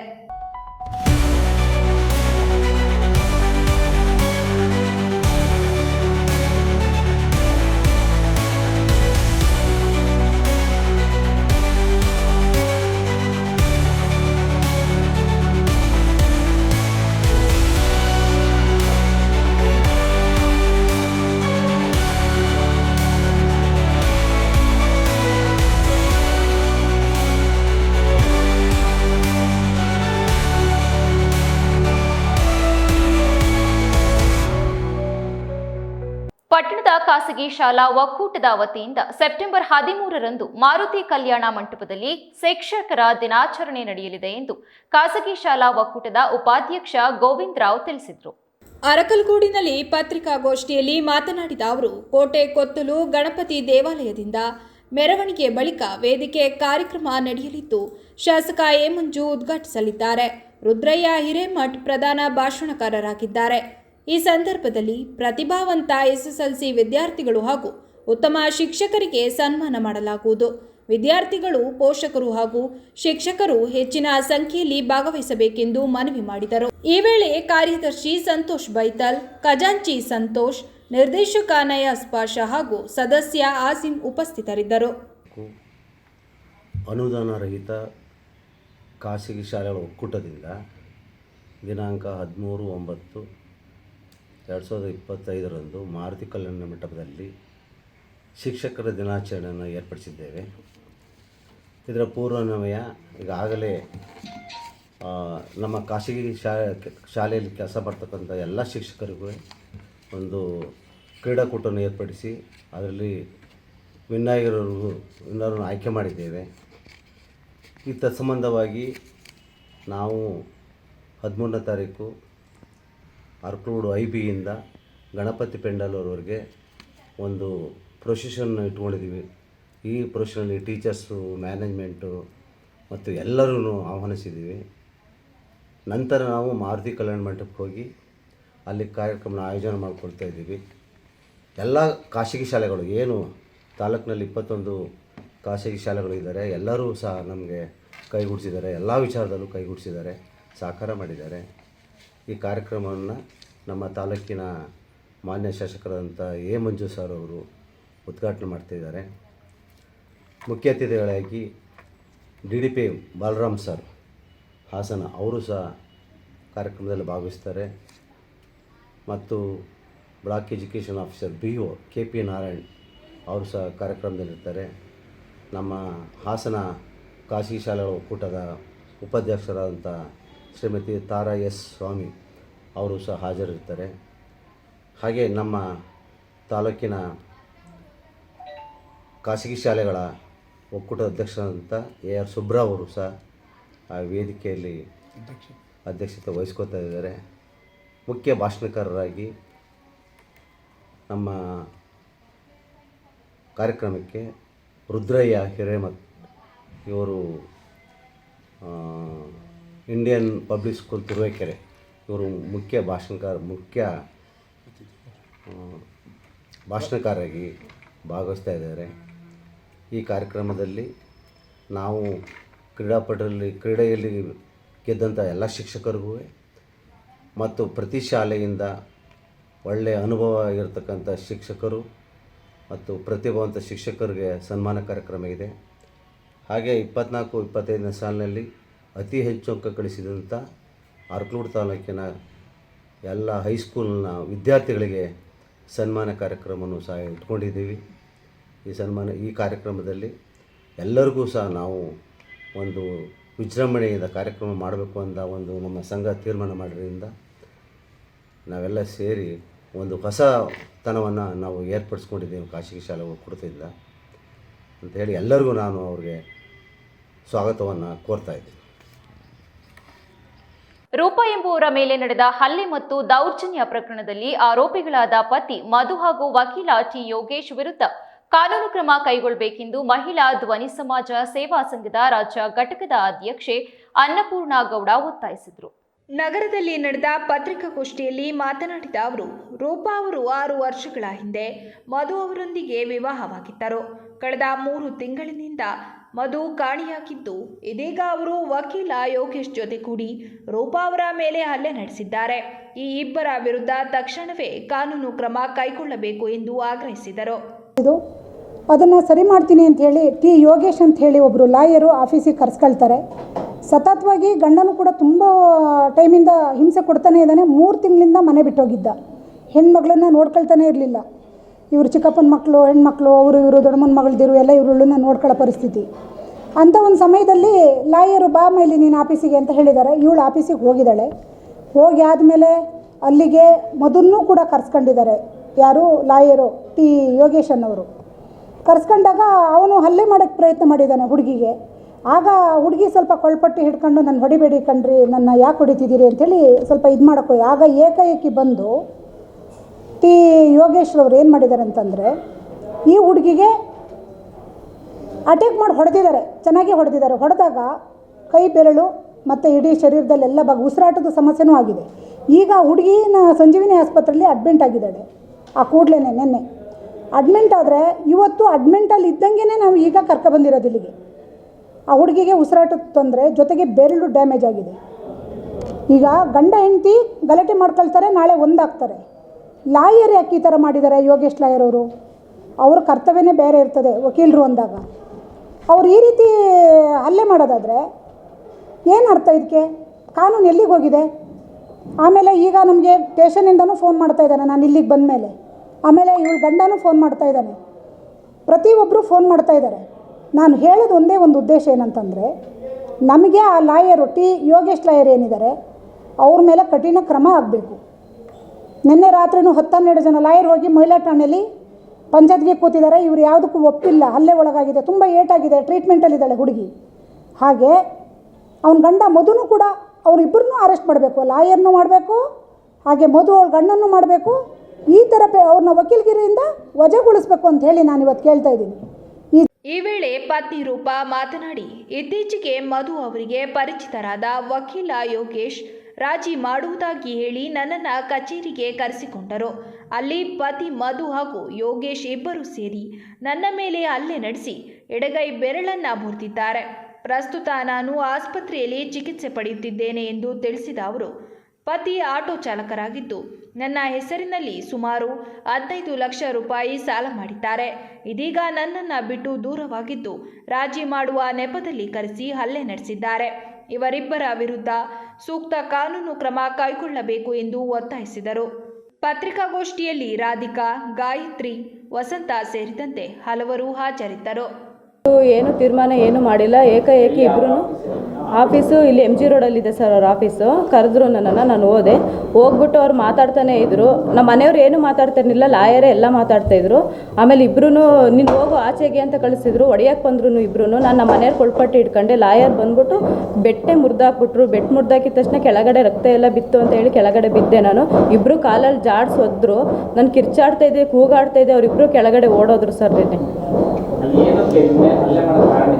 ಗೊತ್ತಿಲ್ಲ ಸರ್ ಏನು ಅಂತ. ನನ್ನ ಮನೆಯವ್ರು ಕೊಳ್ಪಟ್ಟಿ ಹಿಡ್ದೆ ನಾನು. ಎಲ್ಲಿಗೆ ಹೋಗ್ತೀಯ ನೀನು, ಮದುವೆ ಆಗ್ಬಿಟ್ಟು ಹಿಂಗೆಲ್ಲ ಮಾಡ್ತೀಯಲ್ಲ ಅಂತ ನಾನು ಕೇಳಿದ್ಕೆ ಅವರು ಕೊಳ್ಪಟ್ಟಿ ಇಬ್ಬರು ಸರಿಯಾಗಿ ಹೊಡೆದ್ರು ಸರ್ ನನಗೆ ಬಂದು. ಲಾಯರು ಮತ್ತು ನಮ್ಮ ಮನೆಯವ್ರು ಇಬ್ಬರು ಸೇರಿ ಹೊಡೆದ್ರು ನನಗೆ. ಹ್ಞೂ ಸರ್, ಇಬ್ಬರು ಇದ್ದಾರೆ. ಏನು ಇಲ್ಲ ಸರ್, ಇಬ್ಬರು ಚೆನ್ನಾಗೇ ಇದ್ವಿ. ಅವರು ಬೆಂಗಳೂರಿಗೆ ಹೋಗ್ತೀನಿ, ದುಡ್ಕೊ ಬರ್ತೀನಿ ಅಂತ ಹೇಳಿ ನನ್ನನ್ನು ಕರ್ಕೊಂಡು ಹೋಗ್ತೀನಿ ಅಂತ ಹೇಳಿದರು. ಆಮೇಲೆ ಅವ್ರು ಕರ್ಕೊಂಡು ಹೋಗಿರಲಿಲ್ಲ, ಬ್ಲಾಕ್ ಲಿಸ್ಟಿಗೆ ಹಾಕೊಂಡಿದ್ರು ಫೋನು. ನಾನು ಮಹಿಳಾ ಸ್ಟೇಷನಿಗೆ ಒಂದು ಕಂಪ್ಲೇಂಟ್ ಕೊಟ್ಟಿದ್ದೆ. ಅಲ್ಲೂ ಏನು 3 ತಿಂಗಳು ಬಿಟ್ಟು ಕರ್ಕೊಂಡು ಹೋಗ್ತೀನಿ ಅಂತ ಹೇಳಿದರು. ಆಮೇಲೆ ಅವ್ರು ಕರ್ಕೊಂಡು ಹೋಗಿರಲಿಲ್ಲ. ಇವರೇ ಲಾಯರೇ ಫೋನ್ ಮಾಡಿಬಿಟ್ಟು ಯಾರನ್ನೂ ಕರ್ಕೊಬರ್ಬೇಡ, ಒಬ್ಬಳೇ ಬಾ ಅಂತ ಹೇಳಿ ನನ್ನ ಕರ್ಸ್ಕೊಂಡ್ರು. ಇಬ್ಬರೂ ಜೊತೆಗೆ ಮನೆ ಕಳಿಸ್ತೀನಂತೆ, ಬನ್ನಿ ಇಬ್ಬರು ಮಾತಾಡ್ಕೊಳ್ಳಿರಂತೆ ಅಂತ ಹೇಳಿ ಅಲ್ಲಿ ಈ ಥರ ಆಯಿತು ಸರ್. ನೆನ್ನೆ ಸಾಲ ಮಾಡಿಸಿದ್ದಾರೆ ಸರ್ ನನ್ನ ಹತ್ರ. ಆಟೋ 1.5 ಲಕ್ಷ ಕೊಟ್ಟು ಆಟೋ ಕೊಡಿಸಿದ್ದೀನಿ. ಅವ್ರಿಗೆ ಸಾಲ ಎಲ್ಲ ತೀರಿಸಿದ್ದೀನಿ. 15 ಲಕ್ಷ ರೂಪಾಯಿ ಸಾಲ ಮಾಡಿಸಿರೋದು ಸರ್ ನನ್ನ ಹತ್ರ. ಇಲ್ಲ ಸರ್, ಅವ್ರಿಗಿದೆ ಸರ್. ತುಂಬ ಹೆಣ್ಮಕ್ಳು ಚಟ ಅವನಿಗೆ. ಇನ್ಸ್ಟಾಗ್ರಾಮ್ ತೆಗೀರಿ, ಫೇಸ್ಬುಕ್ ತೆಗಲಿ, ವಾಟ್ಸಪ್ ತೆಗೀಲಿ, ಯಾವಾಗ ನೋಡ್ರಿ ಹೆಂಗಸ್ರ ಜೊತೆ ಮಾತಾಡೋದು, ಫೋನಲ್ಲಿ ಮಾತಾಡೋದು, ವೀಡಿಯೋ ಕಾಲ್ ಮಾಡೋದು, ಕೆಟ್ಟಾಗೆಲ್ಲ ಫೋಟೋಸ್ ಎಲ್ಲ ಕಳಿಸಿದ್ದಾರೆ ಸರ್ ಅವರಿಗೆ. ಆಟೋ ಓಡಿಸ್ತಾರೆ. ತುಂಬ ಹೆಣ್ಮಕ್ಳು ಶೋಕಿ ಅವರಿಗೆ. ಸಿಕ್ಕಾಬಟ್ಟು ಯಾವ ಹುಡುಗಿರು ನೋಡಿದ್ರು ಬಿಡಲ್ಲ. ಎಲ್ಲ ಹೆಣ್ಮಕ್ಳ ಹತ್ರ ದುಡ್ಡು ಕಿತ್ಕೊಳ್ಳೋದು, ಮೋಸ ಮಾಡೋದು, ಹೋಗೋದು, ಅವ್ರದ್ದು ಅದೇ ಕೆಲಸ. ನ್ಯಾಯ ಕೊಡಿ, ನಮಗೆ ನ್ಯಾಯ ಕೊಡಿಸಿ ಸರ್. ಲಾಯರ್ ಅಲ್ಲೇ ಮಾಡೋ ಅಂಥ ಅವಶ್ಯಕತೆ ಅವ್ರಿಗೆ ಇರಲಿಲ್ಲ. ನಾನು ಕೇಳಬೇಕಾಗಿರೋದು ನನ್ನ ಗಂಡನ. ಏಕಾಏಕಿ ಬಂದು ಲಾಯರ್ ಸಿಕ್ಕಾಬಟ್ಟೆ ಹೊಡೆದ್ರು ಸರ್ ನನಗೆ. ನೋಡಿ ಸರ್, ಇಲ್ಲಿ ಹೆಂಗೆ ಮಾಡಿದ್ದಾರೆ. ಕೈಯೇ ಎತ್ತಕ್ಕಾಗಲ್ಲ, ಉಸಿರಾಡೋಕ್ಕಾಗಲ್ಲ. ಇಲ್ಲಿಂದ ಇಲ್ಲಿ ತನಕ ಎದೆಯೆಲ್ಲ ನೋವಾಗ್ಬಿಟ್ಟಿದೆ ಸರ್ ನನಗೆ. ಫುಲ್ಲಿ ಬೆಳ್ಳೆ ಕಟ್ಟಾಗಿದೆ ಸರ್, ನಂದು ನರ ಕಟ್ಟಾಗಿದೆ ಅಂತ ಹೇಳ್ತಾ ಇದ್ದಾರೆ ಡಾಕ್ಟ್ರು. ಕೊಟ್ಟಿದ್ದೀವಿ ಸರ್. ನಾನು ನಿನ್ನೆ ಎಲ್ಲೂ ಸರ್ ಏನು ಗೊತ್ತಾ, ಸ್ಟೇಷನಿಗೆ ಹೋದರೆ ಎಲ್ಲೂ ನ್ಯಾಯ ಸಿಗ್ತಿಲ್ಲ ನಮಗೆ. ಪೊಲೀಸ್ ಸ್ಟೇಷನಿಗೆ ಹೋಗಿ ಕಂಪ್ಲೇಂಟ್ ಕೊಡೋಕೆ ಹೋದರೆ ನಾವು ತಗೊಳ್ಳಲ್ಲ ಕಣಮ್ಮ, ಹಂಗೆ ಹಿಂಗೆ ಅಂತಾರೆ. ಅಲ್ಲಿಂದ ಕೇರ್ಪುರಂ ಸ್ಟೇಷನಿಗೆ ಕಳಿಸ್ತಾರೆ, ಅಲ್ಲಿಂದ ಮಹಿಳಾ ಸ್ಟೇಷನಿಗೆ ಕಳಿಸ್ತಾರೆ, ಅಲ್ಲಿಂದ ಸಿಟಿ ಸ್ಟೇಷನಿಗೆ ಕಳಿಸ್ತಾರೆ. ಎಲ್ಲಿ ಕೇಳಿದ್ರು ಕೇಸೇ ತಗೊಳ್ತಿಲ್ಲ. ನಿನ್ನೆ ಒಂದು 5-6 ಜನ 7-8 ಜನ ಲಾಯರ್ ಹೋಗಿ ಡಿಸ್ಕಸ್ ಮಾಡ್ತಾ ಇದ್ದಾರಂತೆ ಸರ್. ಅಲ್ಲೂ ತಗೊಳ್ತಾನೆ ಇರಲಿಲ್ಲ ಸರ್ ನಮ್ಮದು ಕೇಸು. SP ಮೇಡಮ್ ಹತ್ರ ಹೋದ್ರು ತಗೊಳ್ಳಿಲ್ಲ ಸರ್. ನಾನು ಒಬ್ಬಳೇ ಏನು ಮಾಡೋದು ಸರ್? ಅಲ್ಲ ಸರ್, ನಾನು ಒಬ್ಬಳೇ ಏನು ಮಾಡೋದು? ಈಗ ನಾನು ಆಸ್ಪತ್ರೆಯಲ್ಲಿದ್ದೀನಿ, ನಾನು ಎಲ್ಲಿಗೆ ಅಂತ ಹೋಗೋಣ ಸರ್? ನಾನು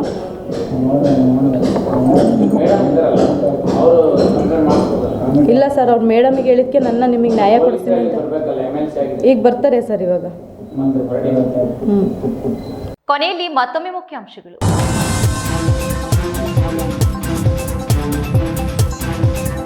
ಇಂದು ರಾಷ್ಟ್ರೀಯ ಹುತಾತ್ಮ ದಿನಾಚರಣೆ. ಹುತಾತ್ಮರ ಕುಟುಂಬಸ್ಥರನ್ನ ಕಾರ್ಯಕ್ರಮಕ್ಕೆ ಆಹ್ವಾನಿಸದೇ ಇರುವುದು ಎಷ್ಟರ ಮಟ್ಟಿಗೆ ಸರಿ? ಅರಣ್ಯ ಇಲಾಖೆ ಸಿಬ್ಬಂದಿಗಳನ್ನ ಪ್ರಶ್ನಿಸಿದ ನ್ಯಾಯಾಧೀಶೆ ಹೇಮಲತಾ. ರಾಜಘಟ್ಟ ಬಳಿ ರೈಲ್ವೆ ಇಲಾಖೆಯ ಲೋಡಿಂಗ್ ಲಾರಿ ಶೀಟ್ ಅಳವಡಿಕೆ ಕಾಮಗಾರಿ. ಸುತ್ತಮುತ್ತಲಿನ 8 ಹಳ್ಳಿಗಳ ಜನರಿಗೆ ಸಂಚಾರ ತೊಂದರೆ. ಸ್ಥಳ ಪರಿಶೀಲನೆ ನಡೆಸಿ ತಕ್ಷಣ ಕಾಮಗಾರಿ ನಿಲ್ಲಿಸುವಂತೆ ಅಧಿಕಾರಿಗಳಿಗೆ ಸೂಚನೆ ನೀಡಿದ ಸಂಸದ ಶ್ರೇಯಸ್ ಪಟೇಲ್. ನುಗ್ಗೇಹಳ್ಳಿ ಆಸ್ಪತ್ರೆಯಲ್ಲಿ ವೈದ್ಯರ ನಿರ್ಲಕ್ಷ್ಯ. ಯುವಕನ ಸಾವು. ಆರೋಪಿಗಳ ವಿರುದ್ಧ ಕ್ರಿಮಿನಲ್ ಕೇಸು ದಾಖಲಿಸಲು ಕುಟುಂಬಸ್ಥರ ಒತ್ತಾಯ. ಮದ್ದೂರಿನಲ್ಲಿ ಗಣಪತಿ ಮೆರವಣಿಗೆಯಲ್ಲಿ ಕಲ್ಲು ತೂರಾಟ. ಯುಎಪಿಎ ಕಾಯ್ದೆ ಅಡಿ ಕೇಸು ದಾಖಲಿಸಿ ಕ್ರಮ ಕೈಗೊಳ್ಳಿ. ಬಜರಂಗ ದಳದ ರಘು ಆಗ್ರಹ. ಇದಿಷ್ಟು ಈವರೆಗಿನ ಪ್ರಮುಖ ಸುದ್ದಿಗಳು. ಸಮಗ್ರ ಸುದ್ದಿಗಳಿಗಾಗಿ ನೋಡ್ತಾ ಇರಿ ಪಬ್ಲಿಕ್ ಎಕ್ಸ್‌ಪ್ರೆಸ್ ಕನ್ನಡ. ಪಯಣ ನಿಮ್ಮೊಂದಿಗೆ.